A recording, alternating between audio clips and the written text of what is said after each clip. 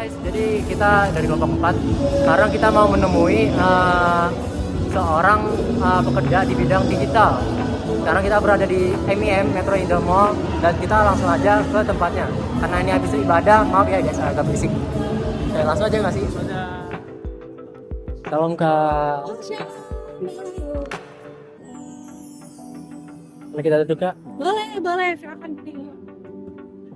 Oke, mungkin kita perkenalan dulu ya. Boleh. Kita dengan kakak siapa? Ya, aku Icel. Kakak bekerja di bidang?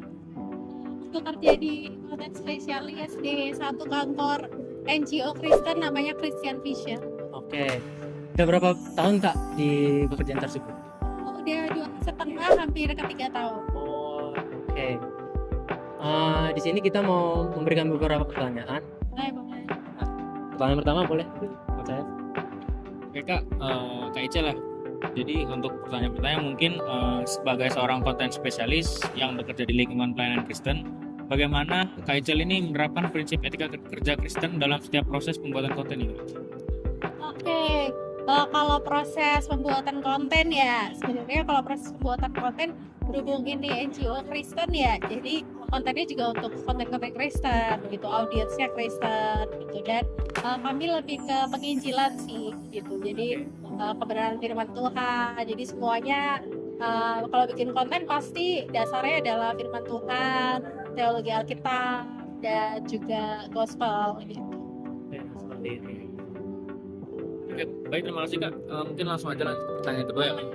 Oke, untuk pertanyaan kedua, mungkin nilai-nilai iman Kristen apa yang paling mempengaruhi keputusan Kak Icel ketika menentukan arah pesan atau tema konten yang akan dipublikasikan nih?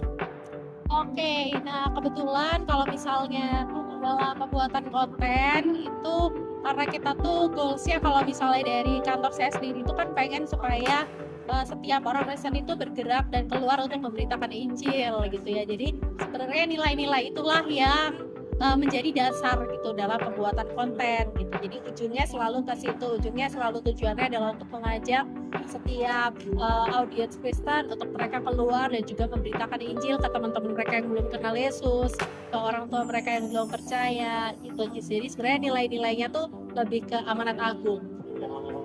Agung. Oke. Selanjutnya ada pertanyaan ketiga kak.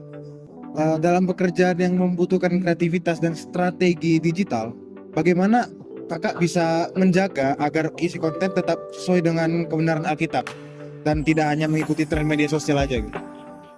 Oke, kalau misalnya bikin konten pasti harus pikir goalsnya audiens ini mau seperti apa gitu kan, dan supaya bisa tetap sesuai dengan Alkitab.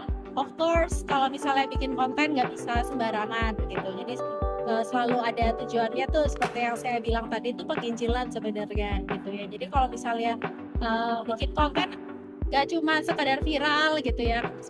Kalau saya sih PNS sekedar viral gitu kan. Oke. Kalau cepet viral kan enak ya. Iya, gitu. betul. Tapi memang di dalam prinsip-prinsip pembuatan konten kreativitas di kantor saya, karena kita punya goals tujuan gitu ya, jadi memang itulah yang menjadi dasar untuk pesan-pesan setiap pembuatan konten yang ada. Jadi setiap konten yang dibuat tuh kembali lagi ke tujuannya apa sih, jadi harus set goals dulu gitu dalam membuat konten, bukan hanya sekedar bikin konten goalsnya apa, engagement gitu ya, atau supaya audiensnya itu supaya ditonton oleh 1 juta orang gitu. Kita kan suka ya viral gitu-gitu.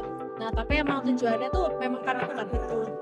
Jadi tujuannya adalah supaya lebih banyak orang tuh mengenal Yesus. Oke, berarti tujuannya lebih mengenal Tuhan Yesus Oh. audiensnya. Oke. Oke kak.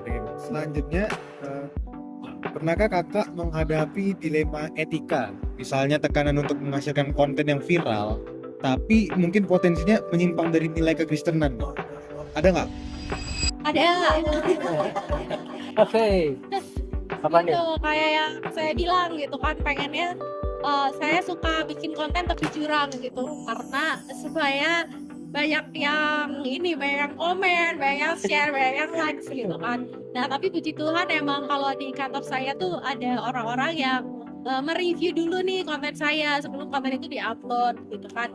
Jadi emang kadang-kadang misalnya ada konten yang tepi jurang, di ACC gitu kan, kayak oh ini kayak masih aman, tapi ternyata responnya tuh nggak baik gitu, kayak responnya tuh malah orang berdebat di kolom komentar gitu ya. Nah pasti nanti yang ngurus accountnya pasti akan memutuskan untuk archive konten tersebut gitu. Jadi bukan yang kita wah rame nih, ayo kita buka terus gitu, kayak kita iklanin terus, enggak gitu. Tapi karena kita goalsnya itu bukan supaya banyak komen, tapi kalau komennya berantem kan gimana ya gitu, tujuannya jadinya tidak tercapai. Jadi biasanya konten-konten tersebut ya saya dengan segala kerendahan hati harus merelakan konten itu di archive dan sebagainya. Jadi emang mesti karena kita bukan bekerja sendiri, bekerja dengan orang lain, dan bukan bekerja itu akun kan bukan akun saya juga ya, jadi saya juga perlu untuk berhikmat gitu dan sebagainya gitu. Walaupun yes saya mau viral, yes gitu ya, tapi itu bukan goals kami dalam membuat konten gitu. Oke, siap. Boleh langsung ke pertanyaan terakhir aja Kak.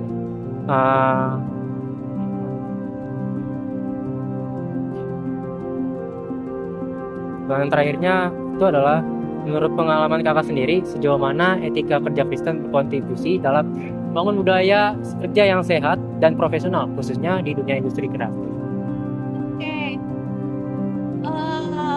puji Tuhan lagi gitu, berhubung saya di NGO Kristen ya, jadi semuanya nilai-nilainya di kantor tuh emang udah nilai-nilai firman Tuhan gitu. Contoh misalnya salah satu nilai di kantor saya itu spirit led gitu, saya kita tuntunan Roh Kudus gitu, jadi bekerja tuh di dalam tuntunan Roh Kudus, dan juga unity dan lain sebagainya. Jadi bukan hanya sekedar kita tuh dengan teman kantor kayak ya udah kerja masing-masing gitu ya, tapi kita benar-benar sama-sama membangun hubungan yang penuh kasih gitu. Jadi kalau misalnya di kantor saya tuh karena semuanya orang-orang Kristen tahu nilai-nilai kebenaran gitu ya, jadi enak sih kerjanya. Kerja tuh nggak cuma sekedar ya udah gitu kan di depan laptop gitu, tapi kadang kalau misalnya tiba-tiba teman saya kan nilai Kristen kan salah satunya memberi ya, jadi kita suka memberi, tiba-tiba beli martabak gitu buat teman-teman kantor gitu. Terus beli martabak, terus ya udah ngumpul di tengah, terus bercanda-bercanda, ngobrol-ngobrol, hai sambil makan martabak.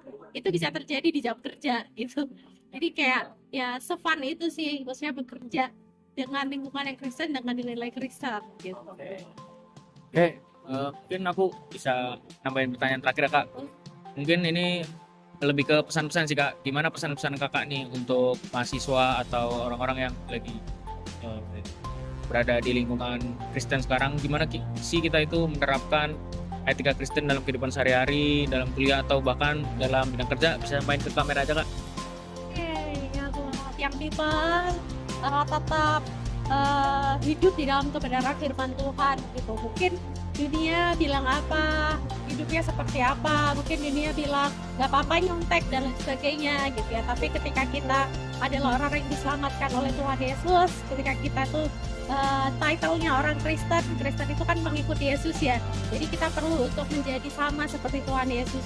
Nah, apakah Tuhan Yesus mencontek gitu kan di kuliah? Ya mungkin gitu ya. Jadi kita perlu untuk menjaga integritas di dalam kuliah kita, dalam pekerjaan kita juga. Mungkin banyak orang yang menghalalkan segala cara untuk dapat kesuksesan, untuk dapat jabatan gitu ya. Tapi jadilah orang-orang yang berbeda dari dunia. Kata firman Tuhan juga jangan serupa dengan dunia gitu ya. So hari ini tetaplah jadi anak-anak muda yang hidup dalam firman, karena Tuhan itu akan memberikan keberhasilan dan berkat yang spesial gitu buat anak-anak Tuhan yang hidup dengan menjaga kebenaran firman Tuhan. Oke, itu aja sih dari saya. Thank you. Terima kasih Ci atas waktunya. Thank you. Langsung kita tutup ya. Gimana tuh? Oke.